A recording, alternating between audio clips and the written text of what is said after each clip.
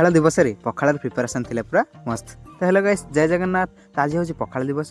पखाड़ दिवस रे आपण मानक अनेक अनेक शुभेच्छा शुभकामना। तो आज आम कॉलेज रे पखाड़ दिवस उपलक्षे टी कंपटीशन कराउछि। तो मैं पहुंच गली कॉलेज रे देखली पिला बहुत जोरसोर प्रिपरेशन करबा लागि पड़थिले। आ प्रिपरेशन मते हम पिला मानक बहुत मस्त थिला। तो देखि परथबे हमर पखाड़ भात सहित विभिन्न प्रकार एठी आलू बड़ी भजा सब प्रस्तुत कराइथिला। कथार अछि बरा जे आम पखाड़ को कहिछि पानी मरा भात से जानिनी आम ओडिया मानकर केते प्रिय एई पखाड़ भात। तो पिला मानकर प्रिपरेशन मते बहुत सुंदर थिला। बहुत सारा जिंस देखि पाठर पूरा लाल बाहर पड़थिला।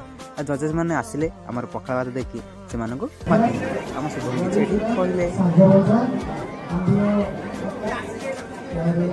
आमे ओडिया आ आम पखाड़ आम पाई भारी बढ़िया। हम सार मैंने किसी पखाड़ दिवस उपलक्षे स्पीच देले। स्पीच सुन सारी सार मैंने टिके सब टेस्ट करवा लगे बोले। तो गाइस पुणी देखा नेक्स्ट ब्लॉग रे। तो रहूची जय जगन्नाथ।